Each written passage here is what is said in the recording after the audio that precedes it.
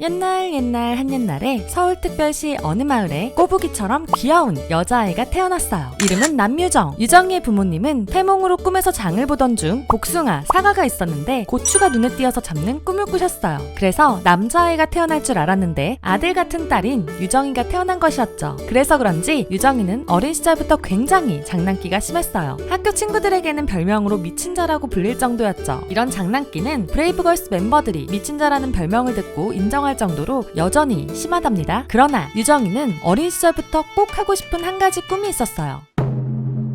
가수 비를 보고 가수의 꿈을 키우던 유정. 거기에 기획사에서 일하시던 삼촌도 있으셔서 어린 시절부터 가수에 대한 꿈이 마음속에 확고히 자리 잡고 있었어요. 그러나 유정이는 다른 아이돌들처럼 아이돌이 되기 위한 준비를 일찍 시작할 순 없었죠. 그 이유는 초등학교 6학년 때 홍콩으로 이민을 가야 했기 때문이었어요. 아버지의 사업 때문에 어쩔 수 없이 홍콩으로 가는 와중에도 유정이의 걱정은 엉뚱하게도 단 한 가지였죠. 홍콩 가면 나 가수 못하는데. 어린 나이에 부모님을 따라가야 했지만 유정이는 꿈을 포기하지 않았답니다.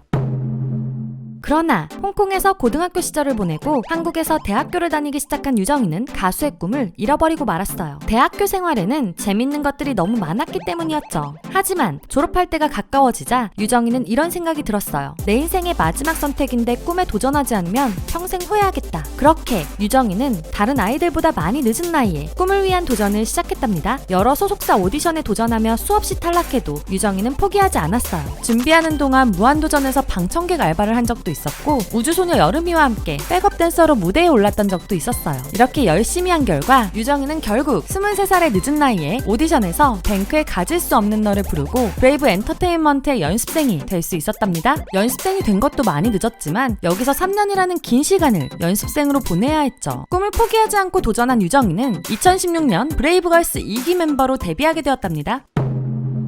그러나 항상 꿈꿔왔던 무대는 유정이의 생각처럼 밝고 화려한 곳이 아니었어요. 데뷔곡이 차트에 제대로 오르지도 못하는 현실을 봐야 했죠. 그해 6월 하이힐로 컴백했지만 여전히 대중의 관심을 끌지 못했어요. 3-4개월마다 컴백하며 누구보다 열심히 활동한 브레이브걸스였지만 이렇다 할 성적을 내지 못했죠. 그러자 남아있던 2명의 브레이브걸스 1기 멤버들도 탈퇴하며 밝고 에너지 넘쳐야 할 신인 걸그룹의 분위기는 심한 마음고생을 하며 점점 우울해져 갔답니다. 그러나 2017년 브레이브걸스에게도 기회는 찾아왔어요. 바로 이제는 전 국민이 아는 롤린이 나온 것이었죠. 유정과 브레이브걸스 멤버들은 롤린을 듣자마자 확신했어요. 이제 우리는 됐다 라고 말이죠. 그러나 말 그대로 기회일 뿐이었어요. 소속사에서는 노래와 전혀 어울리지 않는 섹시 컨셉을 밀어서 좋은 노래를 대중들이 외면하게 만들었어요. 팬들의 강력한 주장으로 새로운 여름 버전으로 나오기도 했지만 이미 대박의 기회는 지나간 뒤였답니다. 그리고 브레이브걸스는 무려 약 3년이나 공백기를 가지게 되었어요.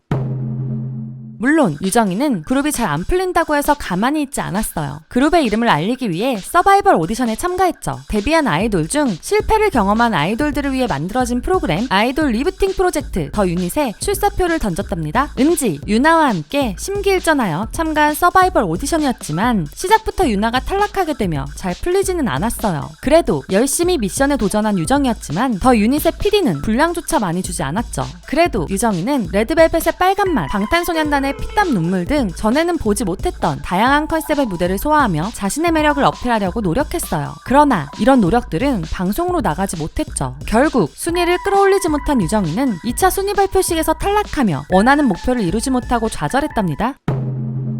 브레이브걸스와 유정이는 기약 없는 기다림의 시간을 보내야 했어요. 아무런 스케줄이 없어도 뭐라도 하려고 했죠. 공백기라고 무의미한 시간을 보내기는 싫었어요. 매일 아침 운동을 하고 무작정 연습실로 향했죠. 하지만 마음 한켠에서는 이미 무너지고 있었어요. 데뷔 초 뭐든지 할 수 있을 것 같았던 자신감은 이미 사라져 있었죠. 주변에서는 더 이상 안 될 것이다 라는 시선들을 보내고 있었고 유정이도 마음속으로는 우리는 안 될 운명인가 보다 라고 체념하고 있었답니다. 그러나 이런 암울한 상황에서도 유정이가 진심으로 환하게 웃을 수 있는 곳이 있었어요. 바로 위문 공연 무대였죠. 어디서도 찾지 않는 브레이브걸스였지만 위문열차에서는 브레이브걸스를 잊지 않고 찾아주었어요. 군인들의 엄청난 환호와 응원에 유정이는 위문열차 무대에 서는 시간만큼은 어떤 아이돌들보다 환하게 웃을 수 있었답니다. 하지만 코로나로 인해 더 이상 어떤 무대에도 오를 수 없던 브레이브걸스는 약 3년 만에 긴 공백기를 깨고 운전만으로 컴백했어요. 이번에도 노래는 너무 좋았어요. 그러나 하늘이 도와주지 않았죠. 안 그래도 코로나로 설 수 있는 무대가 적어진 와중에 장마와 태풍까지 겹치며 보여줄 수 있던 무대들도 취소되고 말았답니다. 브레이브걸스와 유정이는 운전만의 앨범을 마지막으로 생각하고 있었어요. 하지만 마지막이라고 생각한 앨범 활동도 잘 풀리지 않자 더 이상 긍정적인 생각을 할 수가 없었죠. 유정이는 스스로에 대한 자신감도 완전히 떨어졌어요. 무언가 하려고 해도 스스로 난 별로야, 난 뭘 해도 안 될 거야 라고 생각하게 되었죠. 집으로 가서는 가장 그러면 안 되는 부모님 앞에서 어떻게 살아야 되냐고 펑펑 울며 자신의 가장 밑바닥을 경험하기도 했답니다. 유정이는 이제 자신이 무엇을 꿈꾸고 있었는지 잊게 되었어요. 나이가 차면서 당장 내일이 급해지며 돈을 벌어야 된다는 생각을 했죠. 쇼호스트도 생각했었지만 유정이의 떨어진 자존감은 누가 날 좋아하겠어 라며 포기하게 만들었어요. 브레이브걸스를 그만두고 회사에 취직하기 위해 한국사 자격증을 딸 준비를 했죠. 멤버들과 브레이브걸스를 끝내기로 이야기하고 숙소에서 짐도 뺐어요. 그리고 대표님에게도 멤버들과 함께 그만하겠다는 장문의 편지를 보내야 했답니다. 이 암울한 상황이 바뀌기 하루 전에 말이죠. 대표님인 용감한 형제에게 그만하겠다고 이야기한 바로 다음날 말도 안 되는 일이 일어나기 시작했어요. 바로 2017년에 발매한 롤린이 4년 뒤인 2021년에 역주행하기 시작한 것이었죠. 시작은 유튜브였어요. 롤린 댓글 모음 영상이 알고리즘을 타고 퍼지기 시작했죠. 그 다음은 예비역 군인들이었어요. 군 생활 동안 브레이브걸스의 롤린으로 위로를 받은 군 장병들이 도와야 한다며 나섰죠. 위문 공연만 약 60여 회에 백령도까지 찾아갔던 브레이브걸스의 진심 어린 무대가 빛을 발하는 순간이었어요. 순식간에 모든 음원 차트를 점령해버리더니 어느새 음악방송에 다시 나가 처음으로 1위까지 하게 되었답니다. 반짝하고 만 것도 아니었어요. 2월 말 시작된 롤린의 역주행은 5월까지도 지속되었죠. 음악방송 1위도 무려 7번이나 하게 되었어요. 심지어 롤린과 운전만해가 1위를 두고 경쟁한 적도 있었답니다. 거기에 그동안 겪어보지 못한 어마무시한 스케줄도 소화해야 했어요. 잠도 겨우 1시간밖에 못 자가면서 말이죠. 그러나 브레이브걸스 멤버들과 유정이는 이런 살인적인 스케줄마저 너무 행복해하며 언제나 웃음을 잃지 않았답니다. 소속사 사장님인 용감한 형제 역시 마찬가지였어요. 잠은 죽어서 자는 거라며 새로운 앨범과 노래를 재촉하는 브레이브걸스 팬들을 위해 바로 다음 앨범을 준비해줬죠. 그렇게 나온 브레이브걸스의 치맛바람은 역주행이 아닌 정주행을 하며 브레이브걸스 멤버들과 유정이에게 행복한 2021년을 만들어주었답니다.